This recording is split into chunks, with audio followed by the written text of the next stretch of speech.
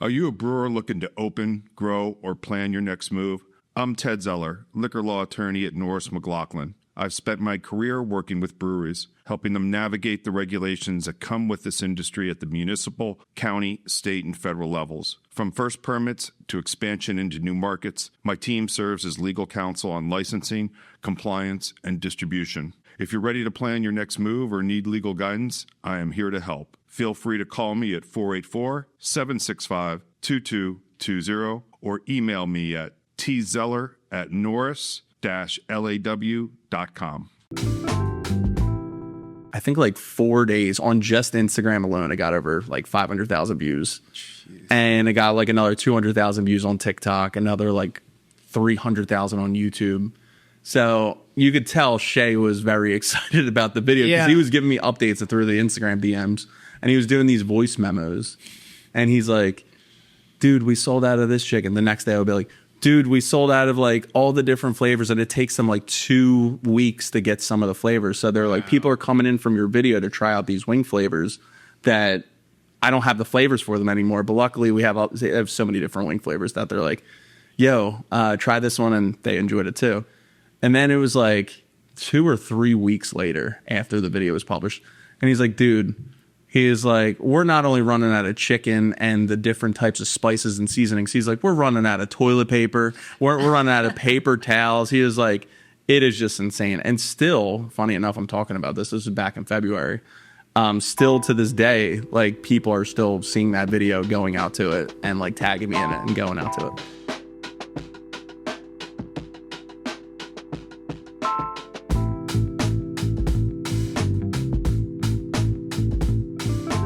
Welcome back to BrewedAt Podcast. I'm your host, Richie Tablin, joined as always by Evan Blum. Hello, what's up? And we're joined by Mike DesMarets. DesMarets. Ooh, got DesMarets. First try. Both of them. Let's go. It's going to be a good episode. A+ for Richie, for sure. AKA TwoChomps on all social media, right? Yes, sir. Yep. And then we'll get into your tattoo stuff too. But do you have like an alter ego for that, or is it TwoChomp? Like nah, just everybody knows me from TwoChomp. Just they'll say Yo Chomps or whatever. Yo Chomps. All right, cool. But you did bring in some beer, so let's talk about the beer first. You have SoKo Bags. Can we talk about SoKo Bag first before the beer? Because I think that SoKo Bag is like a very fun new restaurant that, you know, some people might not have heard of, but they got a lot going on now. Yeah, so they're up in Phoenixville, Pennsylvania. First off, before I even get into the food, the owners and staff there, some of the nicest people. They deserve all the success that they get over there. Is the guy in the video the owner? I believe so. The manager there, he's like... His name's Shea. He's like, you'll know if he goes in there, because if you go in there to eat, like, he talks to everybody, and he's even like, he's doing everything from like cleaning the tables to like, you know, taking orders and all that stuff. So he's like the nicest dude. Yeah. Like almost like too nice to where I was like, all right, is this a front? But I met him so many times now that it's like, all right, this is genuinely you. Yeah. But yeah, so they have Korean fried chicken. It's like I forget the exact story, but it was like his wife is Korean, and it's like his Korean grandmom's secret recipe that they like blend the chicken in, and they have some wacky flavors. Like they have like this snow cheddar dust dry rub, which almost tastes like if you were to you ever have like the popcorn that's like doused in like that cheddar. Yeah, it almost tastes popcorn. Yeah, it's almost that. It tastes like that, but you're biting into like, I always say, like God's chicken. But they have incredible chicken there, and they have like chicken sandwiches, but I always like to go there for the wings because it's just crazy, and they have beer too. Nice. So wait, you've had a lot of chicken. Is that like top in the area?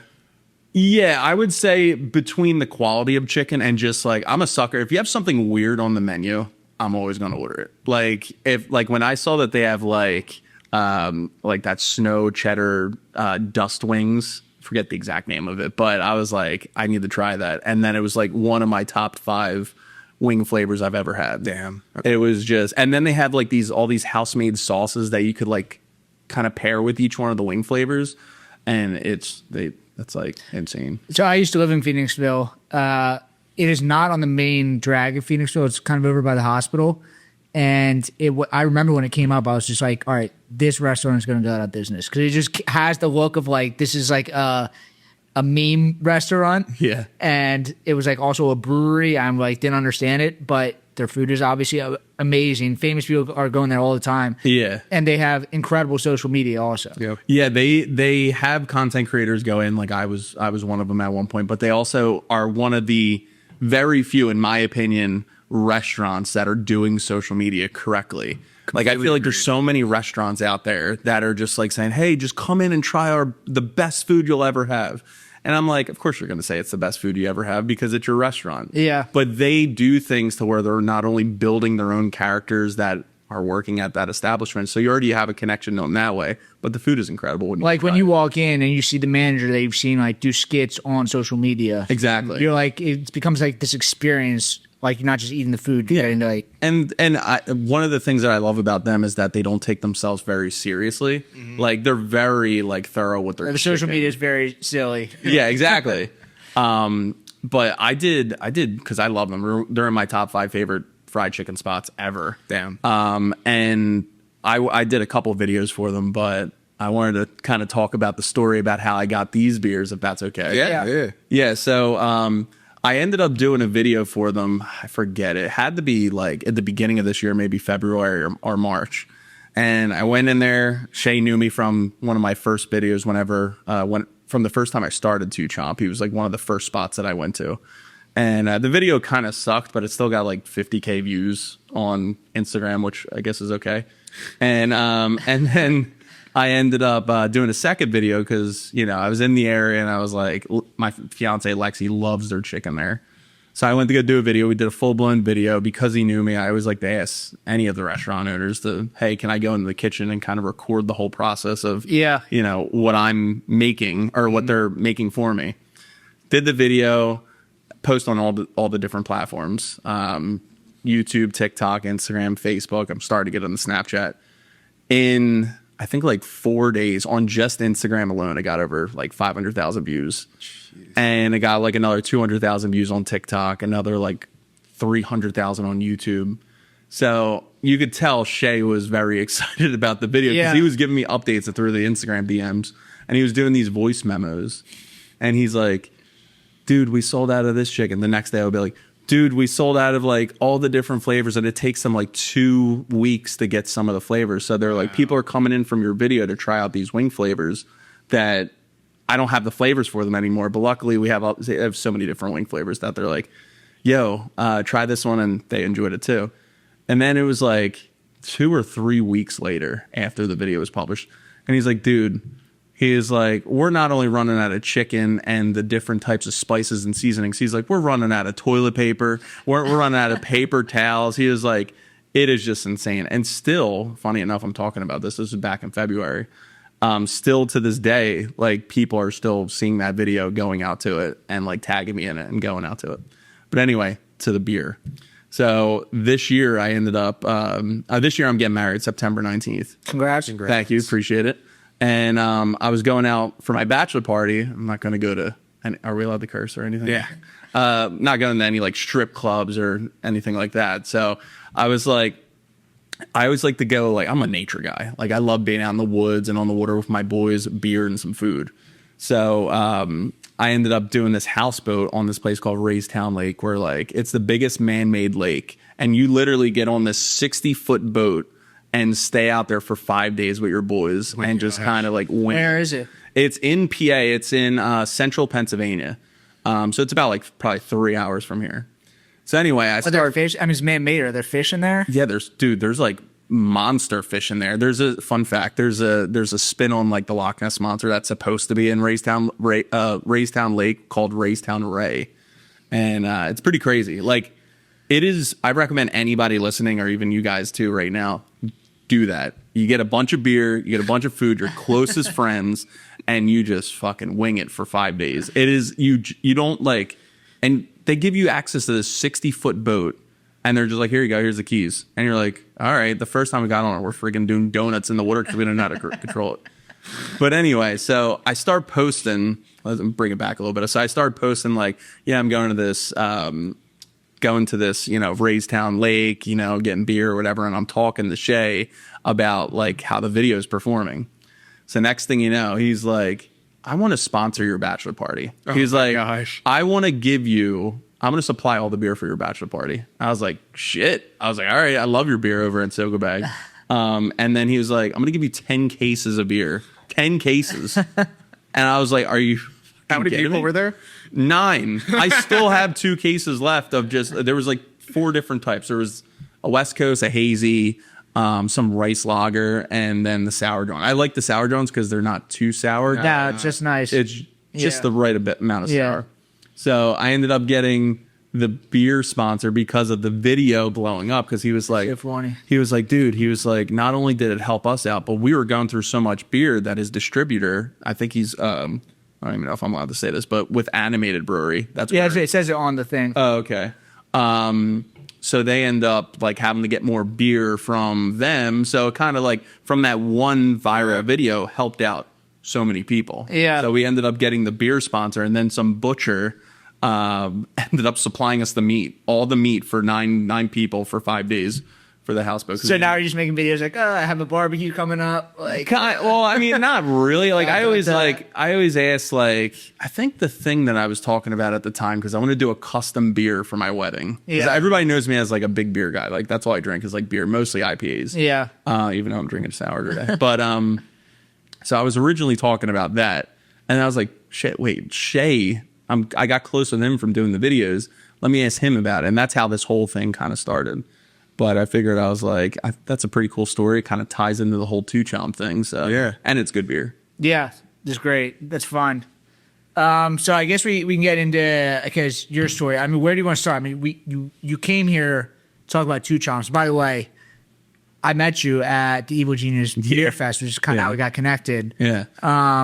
But do we want to talk about TwoChomps first? Because I know you had this whole kind of social media story way before TwoChomps. Yeah, I always like to talk about the first thing first, like Okay. that first brand, because just so people don't know that, like, oh, hey, he just started TwoChomp and now it's where it's at. Yeah. Like, you know, because Which, if you don't know, like because I didn't know you from your other stuff, it's like, boom, on the scene. Like, that's what it feels like. Yeah. So I'm sure a lot of people see that as well. Yeah. But it makes sense. You have all this, like, social media experience. Yeah, so, you know, I don't even want to spoil that part, but pretty much when COVID happened, I used to post videos when I was like younger with my nephew. My nephew's 7. We're actually 7 years apart, so when I'm saying nephew, he's not like that much younger than me. But we were like doing videos like in our house, just On you know, YouTube? on YouTube.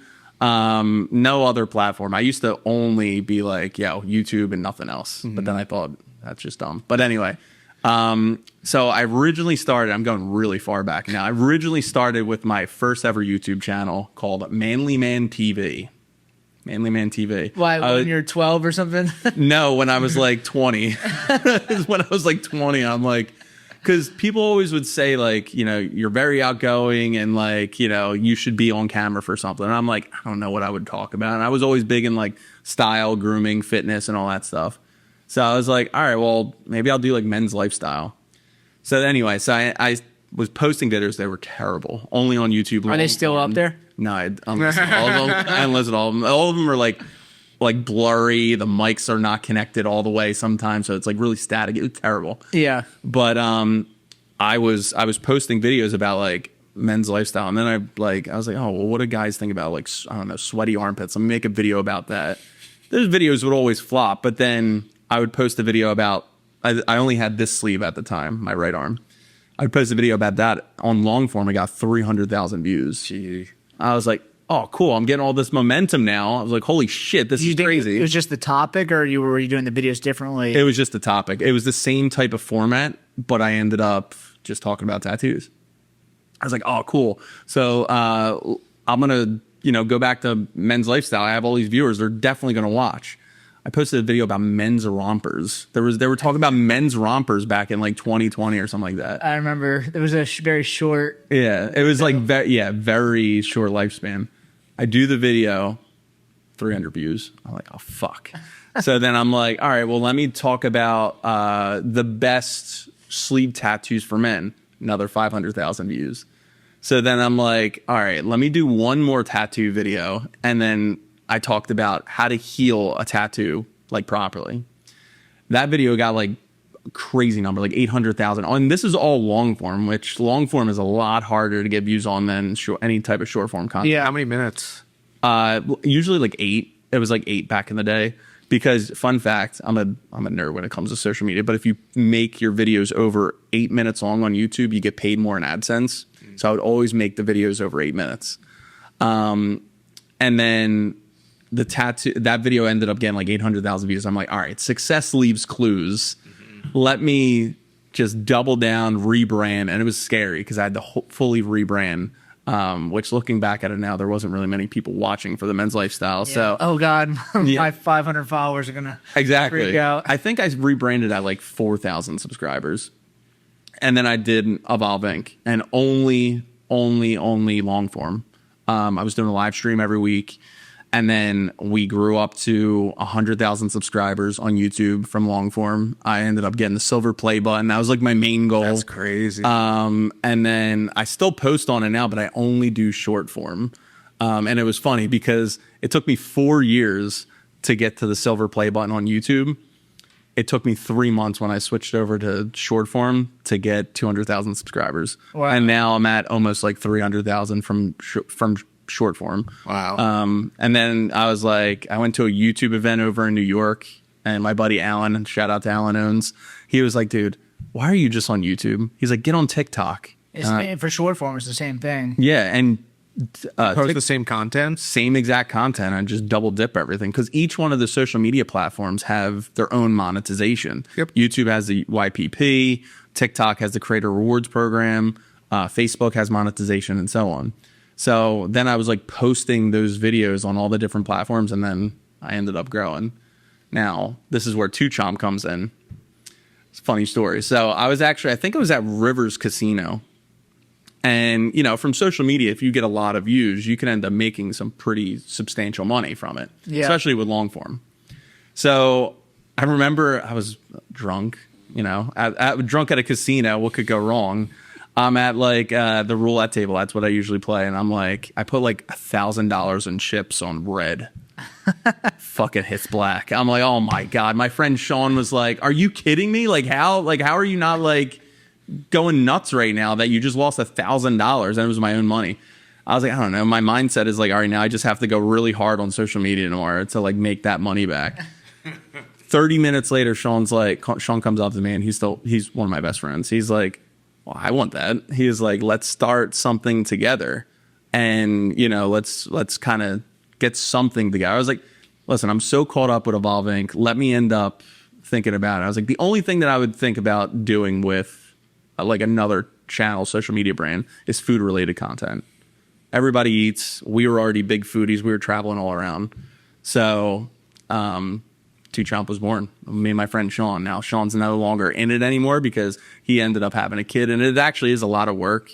And he was just like, yeah, I can't keep up. And I was already from that world of social media of like filming and editing and all this stuff.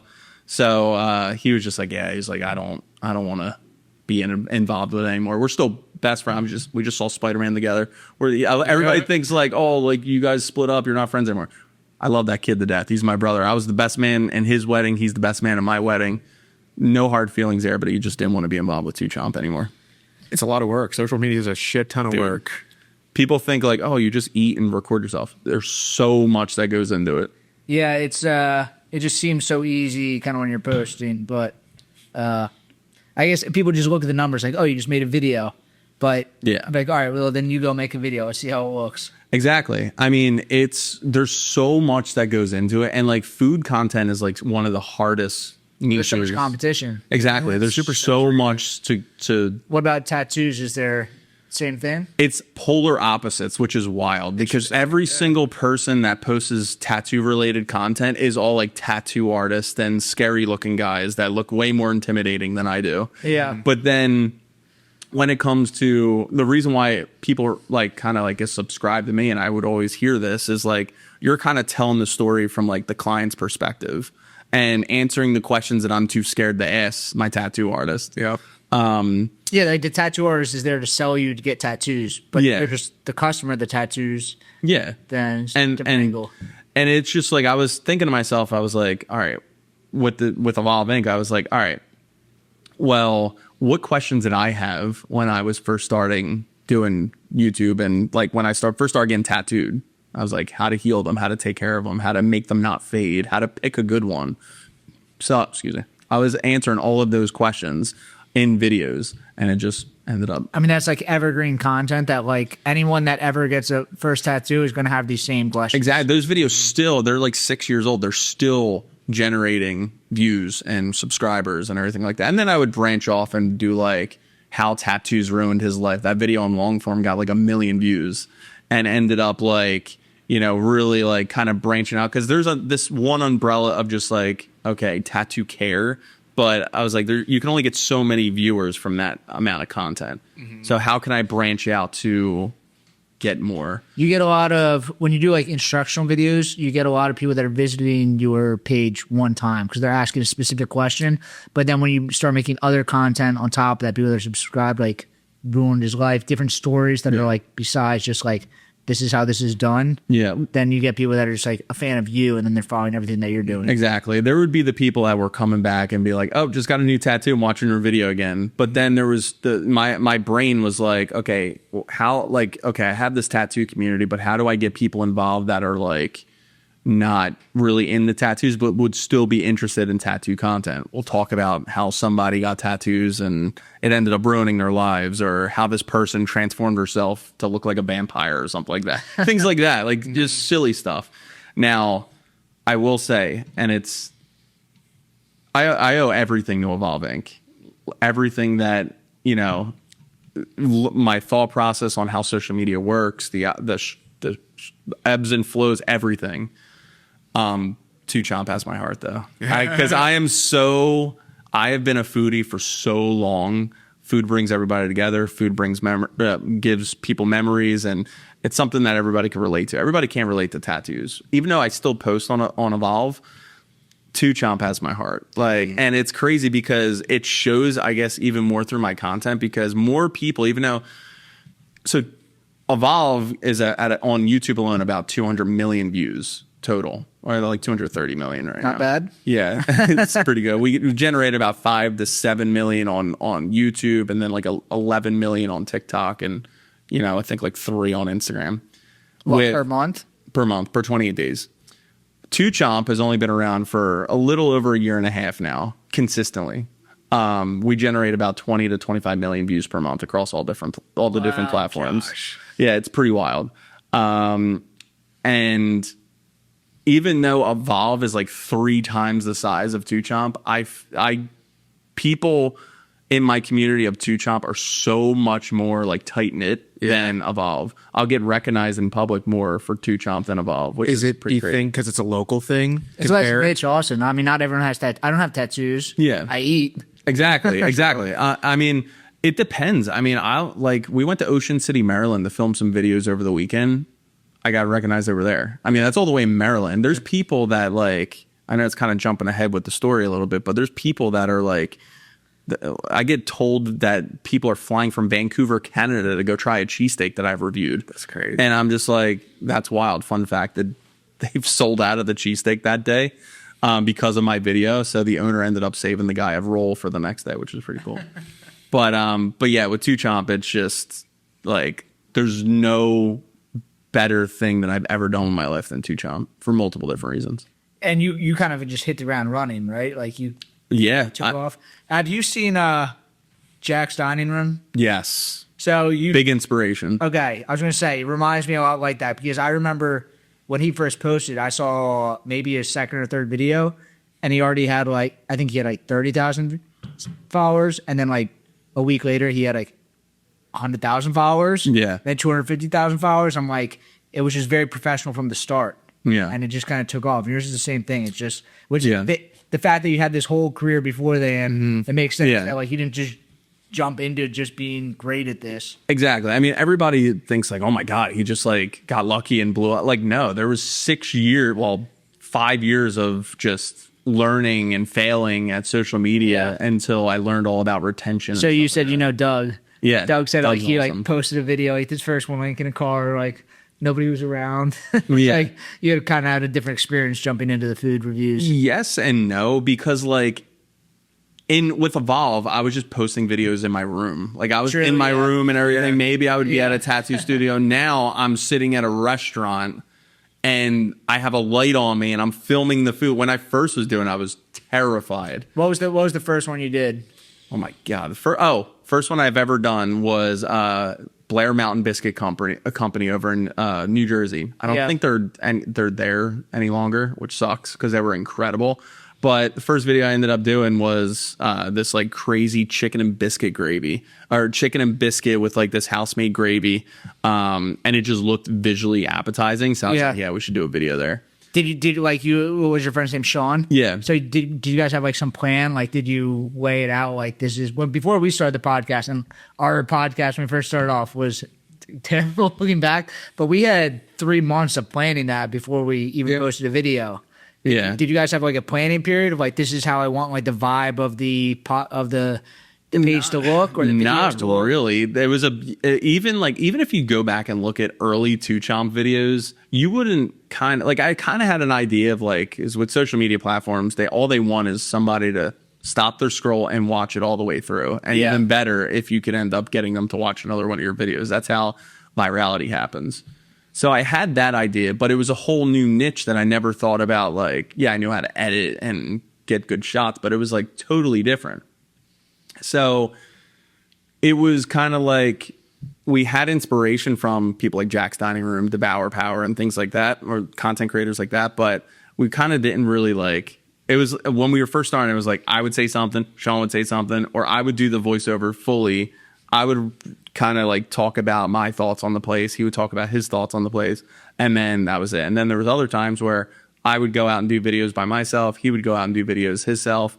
But, you know, it was kind of never like we had a game plan. It wasn't until like last October to when I really like dialed in things and when I really started seeing the views go crazy on all platforms. Yeah. And your views are nuts right now on Instagram. Yeah. Like as far as like just viewing on like other food creators locally, it's like it's great content. I mean, you're talking into the camera. Everything's clean. You can speak very well. But then also your B-roll shots are also great. Yeah.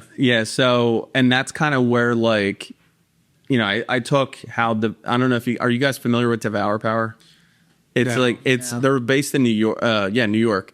But they always take like these delicious looking shots of their food. And I would always look and like be like, what are they doing? Like they have good lighting. They have, you know, the pouring shots of like sauces and cheese pulls and all this interesting stuff.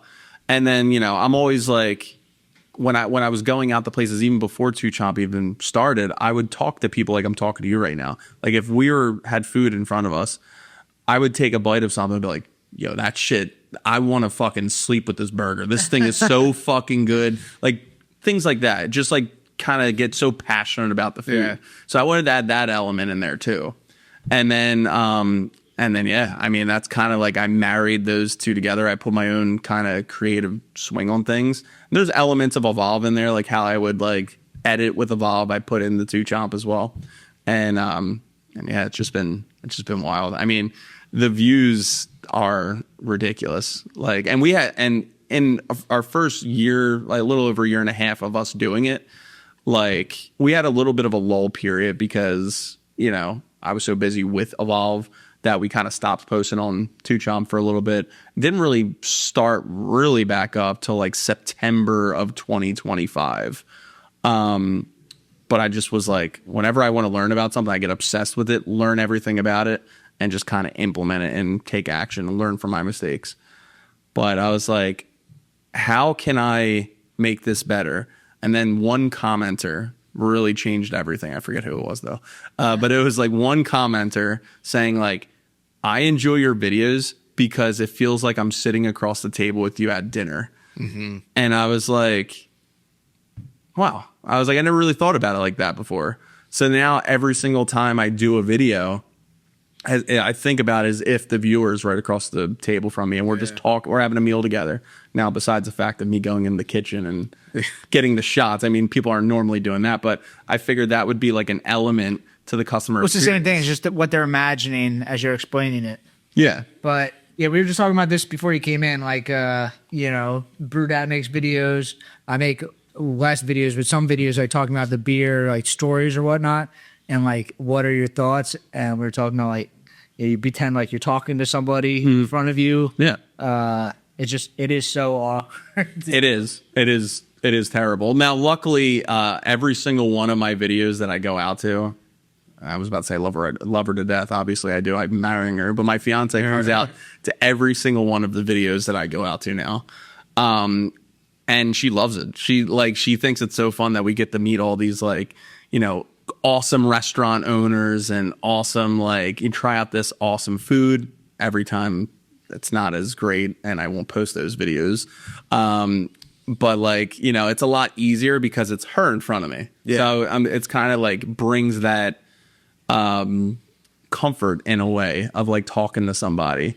And none of my videos, besides the very beginning, I always like to try to add some type of storytelling elements to my videos and talk about what makes the place different, or the recipes that go into, I was talking about the SoKo Bag earlier. They're using a 60-year-old recipe from his wife's mom or something like that. I like to add those elements to it, but when I'm trying out the food, that is my genuine reaction every time. I won't do any other takes. I just want to be natural. I mean, if you do multiple takes, there's times where I'll go back to a place, I'll be full, and then an owner will see that I'm recording something, and he's like, oh, I watch your videos, you got to try this. And I'm like, I'm going to come back here because I enjoyed the food so much. I don't want to film this next time and already know what it tastes like. I want it to be my genuine reaction every single time. And that's just how it is. How many times when you go out are you get invited versus you just find spots to go to? It really depends. I mean, thankfully, because we're getting so many views now, those views are real people, so they're giving us recommendations. And the way we kind of structure our content is 3 different ways. One is if there's a comment, you could like comments of other people. So if somebody will recommend a place and it has a bunch of thumbs up, I'll look into it and I'll do extensive research on it. I used to just kind of go out to any place and I would do videos whether it was positive or negative, no matter what. And then I ended up getting, I did a negative review at a place. I felt like the scum of the earth. There's people in my comment section who was like, I'm sure this business didn't appreciate you kind of bashing them. I was like, I didn't mean to bash them. I was just giving my honest feedback. And then I was like, all right, well, for now on, I'm just going to really post videos that you just avoid it. It's you don't have to say something negative. You just don't give the bad people positive. There was a place it was a ramen spot that was highly recommended. I won't say the name of it, but there was a ramen place that I went out to recently. People were recommending it a ton. I go out there. I asked the guy. He knew who I was. So he was like, I was like, can I come in the back and record everything? And he's like, yeah, sure. He's like, come on back, whatever. So I'm recording the process. He was making me birria ramen, and he was like, "Yeah," he was like, "So the house made, consomme and all that stuff." And he gets to the part where there's ramen noodles. He goes into the back and grabs a yellow, what the college kids eat. Grabs a bag of ramen fucking noodles, the yellow ones, puts them in boiling water.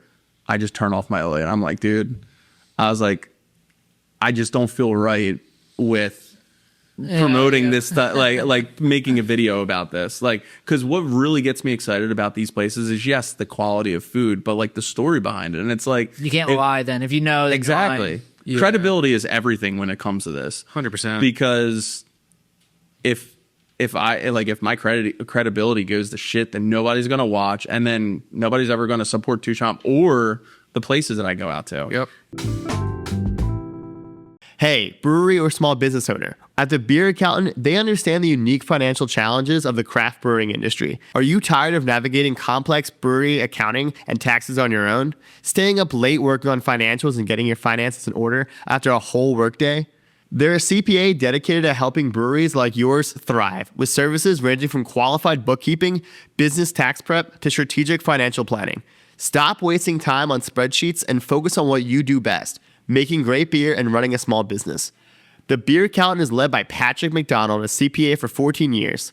They are also the official CPA of the Brewers of PA, servicing over 50 breweries in 4 states. If you own a brewery or small business, stop overpaying for reactive support and start being proactive with the Beer Accountant. Don't brew that IPA without this CPA. Visit beeraccountant.com to learn how their specialized expertise can help your brewery grow, profit, and succeed. That's Beer Accountant at beeraccountant.com. The food influencers are like the new Yelp. People used to go to Yelp to like look for recommendations and stuff. Oh, yeah. That has kind of gone on the way.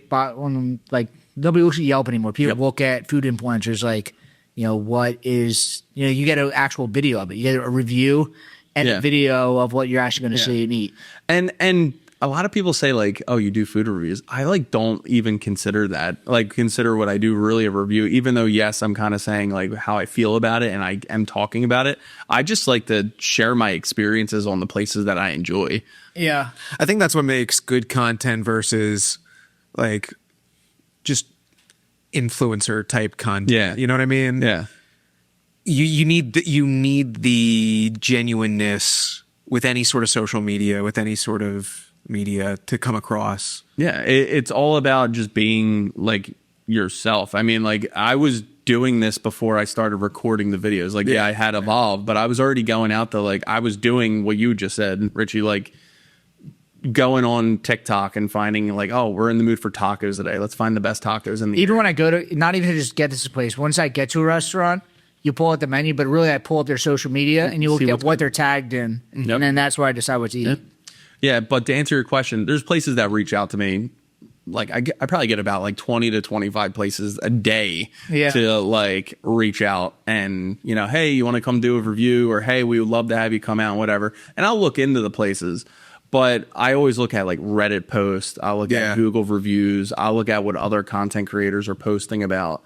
And if it's just something that is like I'm interested in that regard. Sometimes I'll go out to places. Sometimes I don't. Sometimes they try to, give me free food. I can't like always push it away because they're like, no, I just made this for you. You're having it. I want your thoughts on it. And give me like, they're always like, give me an honest opinion or give me your honest thoughts on it. And then, they're like, there's people I'll be like, oh, what's your rate and stuff like that. I always hate when that ends up happening or when people say, oh, you get paid by restaurants to do like all this stuff. I'm just like, I have Evolve Inc. still that's generating millions of views per month. I have, all these platforms that are monetized on, I do have brand sponsorships with TwoChomp. Like we're sponsored by Wawa. We did some stuff with Wayback Burgers and stuff like that. Those are paying videos, but it's kind of like, it's like, I don't know. People just love to hate. It's social media. They don't understand. It's just, they assume that there's some nefarious thing going on. Always. And it's like, there's like, or I'll get like, oh, every place this guy says is good or is the best. I'm like, I never say it's the best. I say my hook is trying what many people consider to be the best or trying supposedly the best. If it's supposedly the best, that means it's like an Angelo's or like a lot of people consider like Lucky's Last Chance being the best burger in Philly or something like that. Like I'll say supposedly for that. When I use... Doing a pop-up, Lucky's Last Chance, by the way, August 25th. Lucky's Last Chance in Queens Village. Wait, are you serious? Yeah. Lucky's Last Chance is like my favorite place. Oh, really? Yeah. Farina DeVita is making some special hot dogs for us. And it's going to be at Farina DeVita, Space Cadet, and Lucky's Last Chance. By the way, Space Cadet... You like it? Fucking phenomenal. That I forget how many beers did I have when I came up to you. You had a lot. It was like 5 rounds. I kind of just hung out. I was like a 3 groupie ounces at a time, but yeah, I was like, and you guys had like great energy too at the tent. I feel like, and your branding is like incredible. I wear the astronaut suit when I go out, but Monica. It's like she puts on she becomes a different person, like a superhero when she puts on the astronaut suit. Yeah, Monica goes nuts. She does. I mean, she was dancing the whole time. I was like, it's like 95 degrees out. She has to be hot. They were like that. So we were at the Evil Genius Beer Fest. People were so drunk at the end, it turned into like a line dance. At the end, just like people were like break dancing in the middle, and then Monica went out with like the helmet. It's I don't know. Yeah, you guys had really good beer, and then also in our new house that we ended up I mentioned earlier, I just moved to Jersey. I'm from Philly. I lived here all my life, but I bought a house in South Jersey last October, and we have this pavilion that's kind of like it's outside a pavilion. It has like kegerator that came with the house and stuff like that. And my fiance wants to get a bunch of like signs and stuff like that from different like type of breweries and like the beer tap. Do you want a Red Rocket tap handle? Fuck yeah. Yeah, we saw that earlier. I got one in my bag. I'll give it to you. You'll be the first one. We started collecting the signs, didn't start collect that, so how cool would that be? And she'll freak out when I come home, so thank you. The tap handles are crazy. I'm selling them like all across Canada right now. Dude, It is funny because he was explaining there's a whole like collection market with all the tap handles. There's a whole secondary collection. Then recently there was a national beer collectors association. I forget what it was, but it was just in Philly. So like people came from all across the country to I guess like people that were into beer collectibles. Yeah. And like a friend of mine like went there and was like hosting a bottle share for them and was like giving out the Space Cadet beer. So I had like people like requesting that I send them my labels. So going back to you, you're good. I was interested, but the beer industry is like, it's a very niche thing. Like we get fun stuff like this, but I imagine the tattoo industry is kind of the same thing. Like, do you get invited to stuff or because you're like not a tattoo artist? I got invited to a couple different things. There's but the Philly Tattoo Convention. Yeah, I did a bunch of stuff over there with them. I have my own tattoo moisturizing company that I ship Nice. my Evolve Tattoo Bomb all across the world. So I ended up creating that product, which cool. was pretty cool. Yeah. But I mean, TwoChomp has my heart. I keep saying it. I still post videos with Evolve almost every single day. With TwoChomp, I am just like, it is the most fulfilling thing that I've ever done in my life, because I go out to these places. Some places are already well known. Some places aren't well known at all. Yeah. And I will say, like, from my knowledge of social media on how everything works, like, I could even take like a little no-name hidden gem spot and really make a viral video out of it, because I'm like really good at like making a story out of these places. So, there's no better feeling than when I go out to do a video at this place. And yes, I post the video and it helps build the TwoChomp brand across all the different platforms. But then I'm giving this recognition to these businesses that are like, some are struggling. Some are like, just don't have, the Even funds. not struggling, like if they're doing well and you come in, you get like hundreds of thousands of views. Oh my God. They'd be like, all right. I mean, I wasn't expecting that today. I have so many stories in regard to that. But anyway, the reason why it's so fulfilling, because it helps build the TwoChomp brand. It helps the restaurants out. It's really life-changing to them. Yeah. But also the viewer. You know how many times I get comments of people saying like, my family never did anything together before this, but now we use your videos as a family fun night and go out to these places to go have dinner. I'm like, that is so fucking cool to me. That's so cool. Like, or like, I sucked at being a husband. I never went to go bring my wife anywhere out to dinner. And now she thinks I'm the coolest guy in the world, but I just watch her videos. His wife. Exactly. Watching her And then videos. just like, I mean, the people that we get to meet, like, I mean, it's just wild. It's Like, funny you say that, actually. Me and my whole family went to the Iron Oven recently. Let's fucking go. Fun fact. Joke. Fun fact. I don't know when this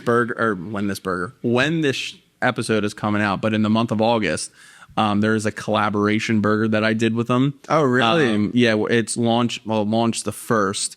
It's for charity. It's my first ever charity burger. Nice. So That's sick. I think for every burger we sell, we're donating a portion to the Dream Drive Foundation, which is really cool. It's for like families that are falling on financial difficulties and like kids that like can't afford like food and stuff like that. So now I felt like since TwoChomp is really generating enough eyeball, like all I want to do is good. I know that probably sounds really fucking sappy, but I mean, like, money is great, but it's like, it's like the way I look at it is like anybody could get like 500,000 views, 1 million views, but it's like, what can you do with those eyeballs to either do good or make people take action? Yeah, they're like real eyeballs, so something will be affected.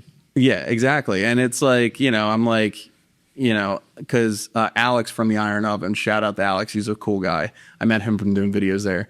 He was like, when are we going to do a collaboration burger? I was like, the only way I'm doing anything like that is if it's for charity. Mm-hmm. They have Space Cadet at the Iron Oven. Do they? Yeah, I'm on the rotating tab, so like every other month I'm there. the fuck, Alex? Put this guy on the tap all the time. But yeah, so that burger's going to be on. What is it? What's the burger? Do you want to announce it yet? Yeah, It's going to come out in a couple weeks, so it might end up not being a thing then, but I'll announce it anyway. So it's a play off of my favorite burger from Lucky's Last Chance, which is the peanut butter and bacon burger. oh, so good. It's my favorite burger of all time, and it still is my favorite burger of all time, even though I'm doing a collaboration burger that has my name attached to it. It's a peanut butter and bacon smash burger with this type of chunky house-made jelly and crispy onion straws. Wow. And it is incredible. And Alex he has like a whole, I call it the laboratory in the basement where he like bakes all of his bread, and he has these really nice like brioches that he bakes fresh in house. They're incredible. Did they make their own bread at the Iron Oven? Dude, it's fucking wild down there. I didn't know that. It underneath the always restaurant. packed. It's Underneath crazy. of the restaurant, that's a funny story too. Underneath the restaurant, it's like this whole like baking factory. Really? It's wild down there. But Alex, I ended up doing the video for him, and I told him, I was like, yo, I'm gonna post this video just so you know. And he's like, oh, we're good. We're used to being busy here. Well, I posted the video doing the cheesesteak. It got like 500,000 views in like, I don't even know, like 3 days or 4 days or something like that. He was another person that was just giving me updates every single day. Like, holy crap, we sold out. We were baking bread throughout the day. We sold out. That was the guy that flew out from like Vancouver or something like that. And then he got to the place from my video. They sold out. And Alex was nice enough to save him a roll for the next day, and he was able to get the cheesesteak and then go. Like, stories like that are just so fucking cool. Yeah, it's cool. TwoChomp stuff. Like, I have so many of them, and some good and some bad. How was Backyard Cravings? Yeah, Best- best- I was thinking the same thing. Best fucking cheese. I don't care who. If you're watching this and you have cheesesteaks, it's not as good as Backyard Damn. Cravings. They're It's- about to open up a brick and mortar, right? Yeah, and listen, he was one of my first ever videos that I ended up doing for TwoChomp. And it was one of the first videos that really was like, man, maybe I should add storytelling elements to this, because his story is so cool. Like, he's baking bread in his house, and his mother-in-law across the street has the same oven so they can make the bread consistency the same, and doing all this crazy stuff. And he's literally just his backyard in the middle of a row home, right? Yeah, in South Philly. And all these famous people, Dude. just coming through all the freaking time. It's funny you guys are bringing up Backyard Craving, because I just did another video. No, that's why. I think that's why he brought it up. I saw that one like yesterday or today. Yeah, so my first ever video there got like 1.8 million views across every single platform, and he showed me his DMs afterwards. It was like, it was all like one day. It was wild. So I was like, and I burned the shit out of my mouth the first bite of that cheesesteak, and it was still the best cheesesteak of my life. And I'm like, holy shit. And I have like standards, like to where like I have yet to find any burger that beats Lucky's Last Chance. At the time, I have yet to find any cheesesteak that beat Angelo's. As soon as I took a bite of that Backyard Cravings cheesesteak, I was like, What is it? It's the bread, the it's meat? the bread. It's the bread. He does some other unique things with like how he like uses the onions. Like, he does, a lot of people caramelize the onions before putting it into the ribeye. He likes to use the flavor of the actual onions and do raw onions to cook into the meat to give it a like nice little flavor. But his bread, best bread that I've ever had on a sandwich. Is he a chef somewhere? Like, what? Dude, what's his he's deal? fucking self-taught. He would be a good guest to have on the show, because he's like, Definitely. Hook a burger up. I got you. Me and him are really close now. We'll have him bring cheesesteaks instead of beers. Fun fact: he's doing my after party at my frickin' way. Yeah, he's doing my after party at my wedding. It's probably the coolest thing ever. So That's people are like, you're TwoChomp. You have to have a good person. How cool would it be to have like your favorite cheesesteak hosting or like making food for your after party? Yeah. I asked Sal, he's like, done. Oh, he's like, gosh. he was like, just pay for the supplies and whatever. But yeah, to go back to what makes him so different, it's just like his bread. It's not just a vessel that holds all the meat in the ribeye. It is another layer to the cheesesteak. And in my opinion, the roll is the most important thing of any sandwich. Yeah. And when you take a bite into that, it's the perfect amount of crunch, not to the point where you're like stabbing yourself when taking a bite, but then you bite into it and it's just so soft on the inside. And it gives like this like nutty flavor from like the roasted sesame seeds on it. And listen, if you don't like seeded rolls on a cheesesteak, just fucking grow up. Just fucking grow up. When like Angelo's and like all these like high-end cheesesteaks started happening, like they stepped up the bread game in a big way. Yeah. I say especially from doing TwoChomp and going out, every time I go out to a place, everybody's like, oh, try the cheesesteak, try the, I'm like, I love cheesesteaks and all, but from doing this, I eat so many different cheesesteaks. And realistically, 95% of the places that are making really good cheesesteaks are using the same ribeye, the same Cooper Sharp cheese, and either Lycia's, Aversa, any of those like, roll companies. Mm-hmm. But it's when you have like a cheesesteak to where you have all those elements, but you have a house baked roll, it just takes you'll probably like the Space Cadet, into a whole nother stratosphere when it comes to your cheesesteaks. There you go. It's just wild, and it's so hard to get. Mm-hmm. But it's so you most of your content is cheesesteaks and pizza. I imagine it's Philly. No, not really. I mean, a lot of we'll go to, because there's some of my favorite things like pizza, cheesesteaks, burgers, and stuff like that. Like that's some of my favorite foods. So you'll naturally see those a lot on the channel. But some of my most viewed videos is like this Turkish place. It was my first time ever trying Turkish food. I went to really high quality and fine dining, like, steak houses in New Hope, and those videos got like a couple million views. It's kind of like anywhere. And I'm very, very, like I mentioned earlier, very particular on who I go out to now, because I have to keep up my credibility. I can't just go out to any place, How do you schedule like your time and stuff with that? Like, I mean, I know like that is the hardest part. It's like probably exercise, probably like all this shit, dude. So I don't understand how I do. I really can't understand how I do it, and it's just me and my fiance doing it. Yeah, like you're doing all the editing too. I'm doing all the editing. I used to hire an editor. But it just nobody's ever going to put your vision to life like you. It's just not. It's just nobody will ever do that. Yep. And I learned that the hard way. But yeah, I'm like making scripts for Evolve Inc. So doing videos for there, posting that on all the different platforms, going out, driving sometimes hour. I mean, we drove 3 hours to a video in Ocean City because there was a place that we really wanted to try out, and it's summer, so it was nice. Traveling out to there, filming the content, posting that on editing, posting that on all the different platforms, and then we have other business lines too that we do. Like we have an Airbnb down the shore. We have the tattoo moisturizing company. So it's like, really, we don't have any time to do anything really. But besides, and any spare time is like, is luckily from doing social media. Like we can be home a good amount as well. But you have freedom. It's like I have less free time now than I've ever had my entire life, but I feel more free. Oh, yeah. I'm like not tied down to something. Yeah, it's like and you're doing what you're deciding to do all these things. Yeah. Yeah, and I'm very like goal driven. Like I have visions for TwoChomp. I know where it wants to go, where I want it to go.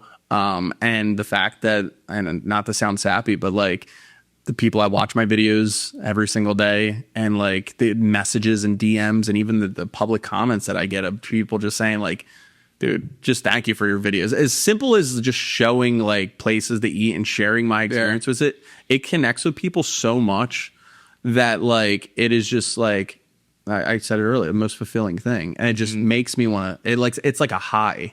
Like I just want to like go out and like find new places to eat, so then I could enjoy it with my fiance, but then also share it to the community. And I get so excited when I'm editing. I'm like, fuck, man, people are going to love this video. Not because I wanted to get a bunch of views, because I know it's going to connect with people. Yep. It's funny, like Dave Portnoy, he's obviously created Barstool, but like you ask like any older person, it's just like, oh, is that the pizza guy? And just like there's this whole world of people that only know Dave Portnoy from doing pizza reviews. Yeah.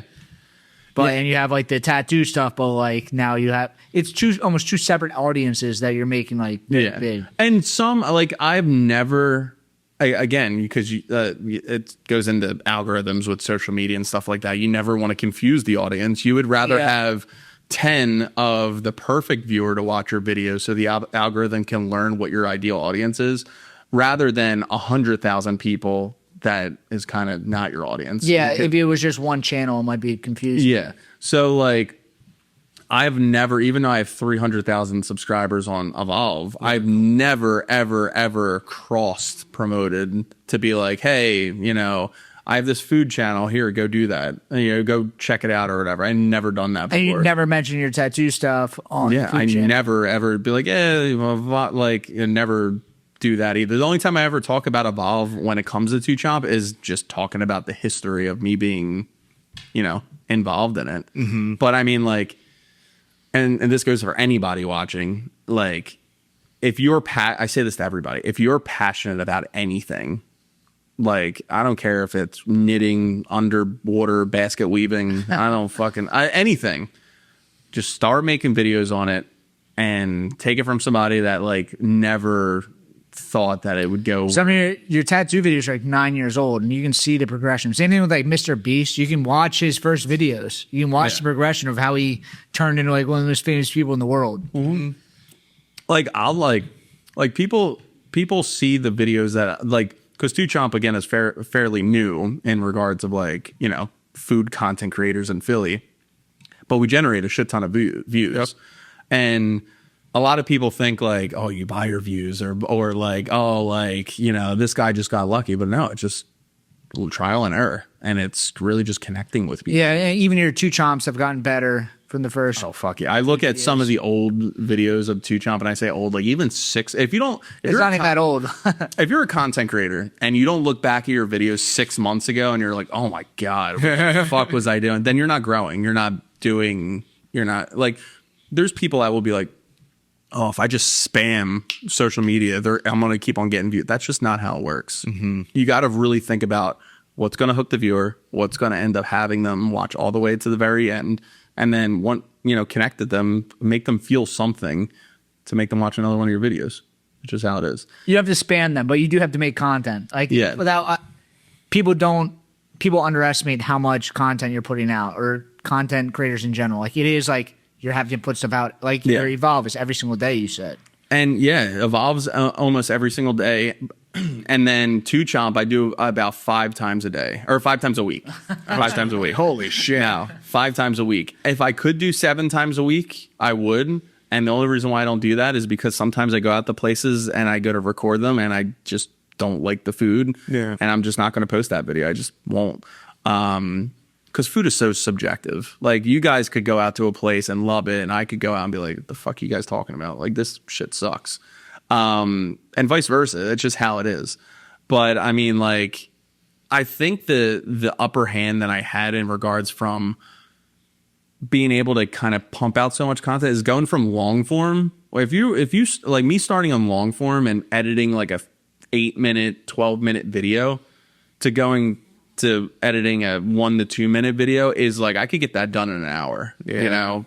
So it ends up like, I have that, like, I could see, you know, going from a short form content creator to then going to long form. You're like, holy shit, this is a lot. Mm-hmm. But vice versa, it's kind of like you almost have a little bit of an upper hand because you're so fast at editing. You have a couple long form videos on your food content. Yeah. Are you going to do more of that? I would like to. It just, again, it's so time consuming. Like, there's, especially now because TwoChomp is getting so, you know, like, I hate to sound like this, but it's starting to get, you know, pretty viewed and pretty big. Yeah. And we're starting to get like a lot of like brand deals and stuff like that. And people are wanting to, like, Wawa wants to do brand deals for short form content, not long form. And so, like, I'm like, you know, is it worth to take like 5 full days of making that video? Yeah. Putting it together versus putting out like 5 views that are going to super viral. Exactly. And I mean, it's known that long form, and it is true, like long form on YouTube, you can make anywhere from $5 to $35 per 1,000 views on long form for YouTube. Even more if you start getting, like, you know, YouTube categorizes you as like a preferred creator, and then you could end up getting really high RPMs, even higher than the $35. But if you get a lot of views from short form, you could also make a shit ton of views. Like 1 million views on TikTok is $1,000. So, you know, not every view is qualified, but I mean, if you pump out a good amount of views throughout, or good amount of videos throughout the month, and you're generating 11 million views in a month, you could end up being some pretty good, money that way. And it's easier for me. And then also on top of that, you're posting that video on YouTube, you're posting that video on Facebook, and those are all monetized. Yeah, like you can't do long form anywhere else besides YouTube. Exactly. So it's kind of like you're making that one video, but then when you're getting, 11 million views a month on Facebook, and then another 11 million views on, TikTok, and then Instagram's not monetized, but it's good for brand deals. So end up having another 8 million views on Instagram, and then YouTube pays anywhere from 25 cents to 50 cents per 1,000 views. But if you're generating 15 million views per month, it could end up being some pretty good money. So I mean, is there one platform that's harder or easier to use? YouTube is still the hardest for shorts. Yeah, we have a big that's by far our weakest one. I would say TikTok is, honestly. Really? YouTube, like, we're the same. Like, we get 1,000 views per short right now, but we can't crack the code to get higher than that at this point. I could talk to you guys about that. I'm really good with that stuff. Like, I'm a fucking nerd when it comes to analytics and retention graphs and all that stuff. So even after this, we can talk a little bit about it. But yeah, I mean, YouTube is like absolutely. You're actually doing that. I guess it makes sense. If you're improving on everything, you're going back and you're looking at like where the spikes are, when people drop off. For example, my tagline went in my earlier videos, and I still have it in my bios. It's "Let's Chomp." So instead of people always, I was always thinking, I'm like, I don't want to fucking say cheers every time cheers, let me take a bite. I was like, let me do something on brand. I was like, "Let's Chomp." It sounds cheesy, but I was like, "Let's Chomp." So I ended up doing that, but then I saw whenever I said "Let's Chomp" on the retention graph, it would go down. So I cut that out completely. Because if you end up adding 1 second more to a video's completion on social media for short form, especially YouTube, it doesn't just give you 5 times the views. It gives you like 50 times the views. Oh my God. On just like 1 extra second of the completion. So like I was like, all right, let me take that out. And then I'm like, if I ramble too much on like a single food item, I end up like, seeing the retention ratio slip. Or maybe if I don't add a joke in or something like that, I notice that it will slip. We have to look at whether I say Bloom or Blum when I see your name. If the people just drop off immediately. Yeah. And like, listen, the diehard fans of the podcast might end up seeing that and be like, oh, he says it. Because there's still people that are like, oh man, you don't say "Let's Chomp" anymore. And why? How come you don't say that anymore? I'm like, retention drops. But they don't understand that. Yeah. But yeah, it's like all about just like analytical data. And as a creator, it could look very overwhelming. But again, from if you're trying to make it as a career, like you have to do that. Yeah, you have to. And I've from doing this for so long, I've seen so many people just give such shitty advice, man. Like, after you post, close the app, wait 5 minutes, and go back on and comment something. I'm like, that doesn't fucking work. It's every platform is the exact same. Get people to stop scrolling, then have them watch, and then watch the very end. Likes don't matter. Shares can matter because it's sharing to another person that then they might be able to watch. But it's all about retention and average duration. Attention span. Are you staring at this thing? Yeah, that's like, in regards to being a content creator, you really got to learn like what's going to get people to tick, what's going to get them to stop scrolling, what's going to get them to keep watching. And you need to know your avatar. Like when we talk about your avatar, it's like, for you guys, who do you think watches your podcast? Like if you had to pick a singular person, who would that be? I'm picturing him right now. I said him is like the craft beer person is like, I don't know how many people are getting offended by this, but middle-aged guy with a neck beard, tattoos, beard, goes to a craft beer bar probably once a week. I would say that's our listener of our podcast. I don't know if they're watching our social media as much, I mean, I guess I'm just like naming like people that are like the hardcore craft beer fans, but totally. Yeah. So, but our social media is probably different than that. It is. Well, I mean, I don't think that I think it would still be under the same umbrella because, I mean, it's 2026. People are definitely watching probably your podcast more than listening to it, I would say, right? Or no? Do you have more monthly listeners like listening to the actual podcast than watching it on? We have way more listeners than. Oh, really? Yeah, than Okay. YouTube viewers. Yeah. I guess like video podcasts are kind of like the newer thing. Yeah, it's not even close. It's way more people do listen to us on the actual podcast streaming Yeah. than watch it. Yeah. So you think of your ideal viewer and then you're like, what is a piece of content that I could make for them? What can I say in that thing? What can I not say in that thing? And all that stuff. Like for me, I know my ideal viewer like to a T because it was me. I mean, Yeah. It's like the person that is going to wants to find the best place to go out with their friends and be the cool guy in the group that's like, yo, I found this awesome spot. We got to go here this weekend. Yeah. And it's not people that are like I see food content creators, they'll make food content going out to restaurants, but then do cooking stuff. And I'm like, that's two different audiences. As simple as that is. Jacob There's Philly tried to do like a cooking thing and Yeah. said that like it was just too much. It was like too confusing. It was just like Yeah, it's too, because the people that are learning, that want to learn how to cook, most of the time aren't the people going out and going to restaurants. Yeah. People that are going out to restaurants just don't have time to cook. Yeah, I guess we have like two major audiences, like our craft beer people that are craft beer professionals. They're listening to the podcast. They're listening to the podcast, and then our social Yeah, media. that's actually interesting. It is interesting. Yeah. That's an interesting standpoint because I never looked at it as like a listener versus an actual video viewer. Well, we have the pod. You you don't have a podcast, right? No, not yet. Yeah. I want to name one Chompcast though. And I'm doing- Chompcast yeah. is nice. I want to do, dude. There's so many things in the ecosystem of TwoChomp that I want to do. Yeah. that I need to find people that could help me. Yeah, our podcast listeners / viewers, I think, are way different than the people that consume us on social media. Yep. But Yeah. Our social media is interesting because we have a person. I would say the main viewer of our social media is one of our podcast listeners, but our podcast travels, which is really interesting and unique because we do collaborations with all these different local places. So we're always like touching a new audience in that sense of things, for the viewership of it. Yeah, that is interesting. I never thought about it like that because I'm always like in the realm of social media, like again, like people that cook versus people that are doing like food, I guess reviews or whatever. That's two separate audiences. And I never thought about it as like that because I guess that would be two separate audiences because there's not people that are watching a video. There's people that are driving to work every single day, but that, want to watch or listen to what you guys have to say about. the same thing you said about the your tattoo channel. It's you were the consumer, not the tattoo artist. Yeah. And that kind of was the differentiator. Yeah. So I don't know. Maybe we need to get more beer drinkers on instead.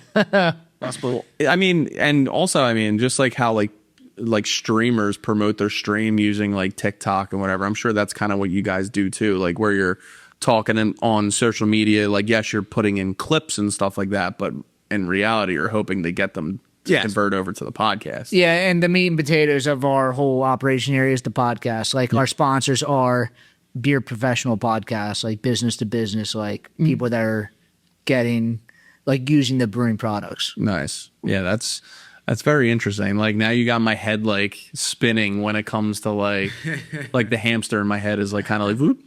But yeah, the whole realm of social media, like especially with TwoChomp, I wish that I started earlier than when I did because I'm having so much more fun when it comes to TwoChomp. I'm meeting so many different like 6 months into doing TwoChomp, I had a brand deal with the friggin' Eagles and the NFL and front office sports.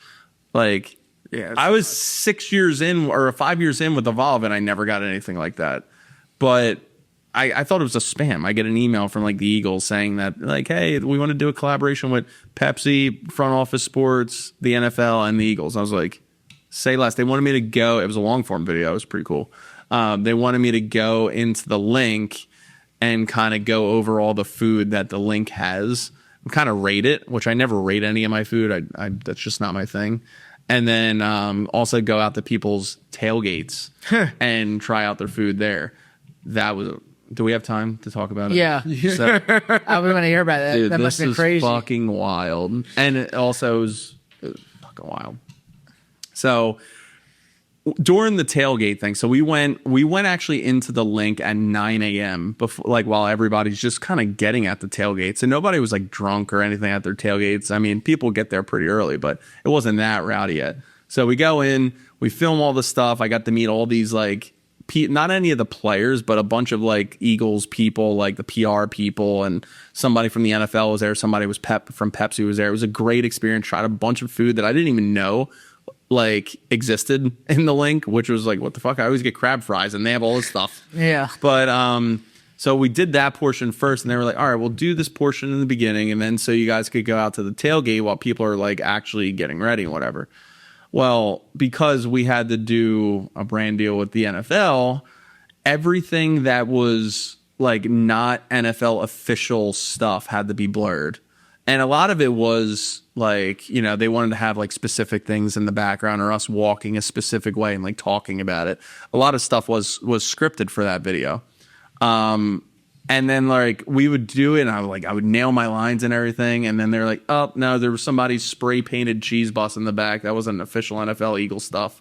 We had to redo What it. do they expect? Have they never been to an Eagles game? Oh my God. You want to talk about Eagles games? This was the most excruciating part out of the whole second most excruciating part.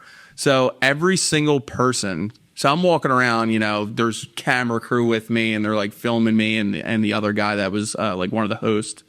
And we're like walking around the tailgate. People, you know, what do you think drunk Eagles fans are going to do if they see a camera crew with somebody in the middle? Yeah, they want to get fired from their job. Yeah, they want to like friggin' jump in and everything like that.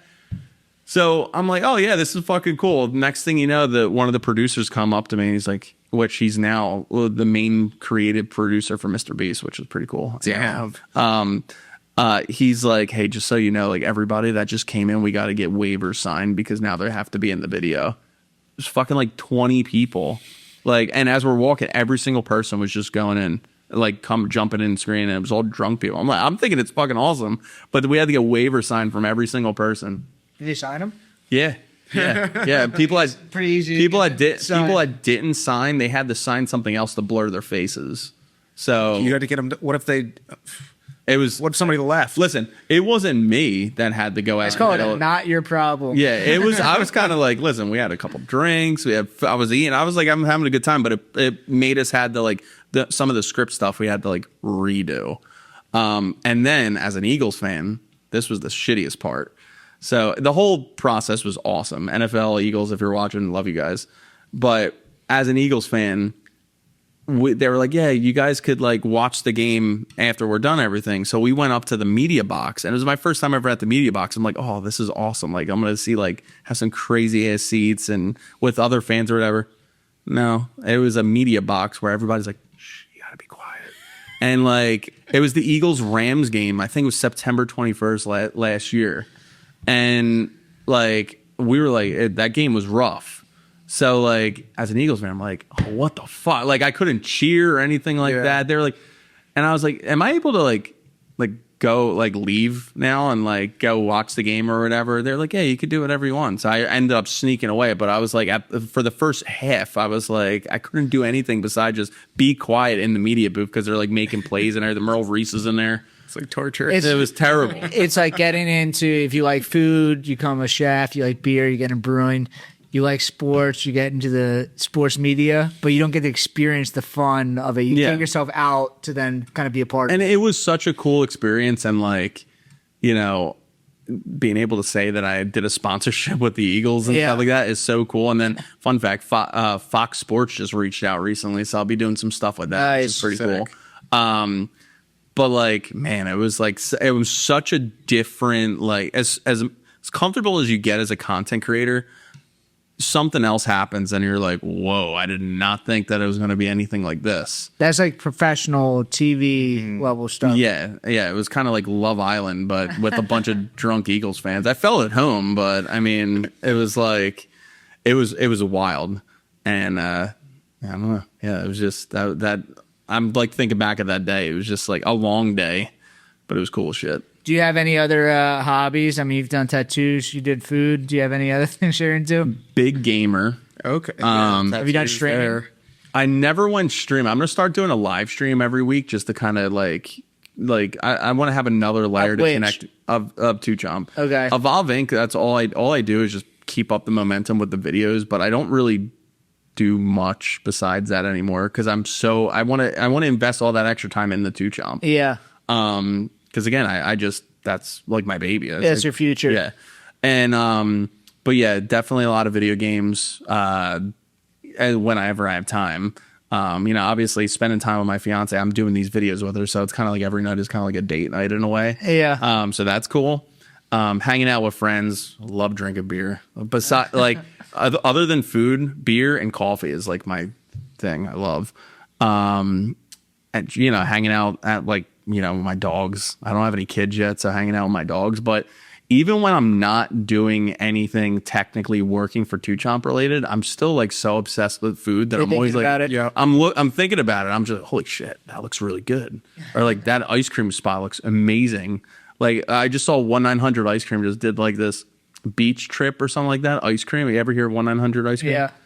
In best ice cream spot in my opinion in Philly. The ice cream is very good. It's Yeah. they have like huge lines out the door, and like you go and like Where is it? Like, There's 2 locations. Okay. there's one in Fishtown right next to Middle Child Yeah. House, and then one in Rittenhouse. Yeah, 1-900 ice cream is my personal favorite ice cream that I think I've ever had. Damn. But they always have these really unique flavors.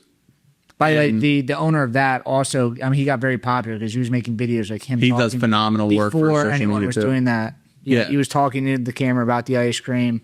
It was And very just his cool. problems that he's having as a business owner, which Yeah. I think is like I knew nothing about the ice cream business, or like he'll be like fucking fixing a capacitor in some ice cream machine, and I'm like, I don't know what the fuck you're doing, but I'm still watching it. Yeah. And that's like interesting. Yeah. It's, you ever watch Outdoor Boys?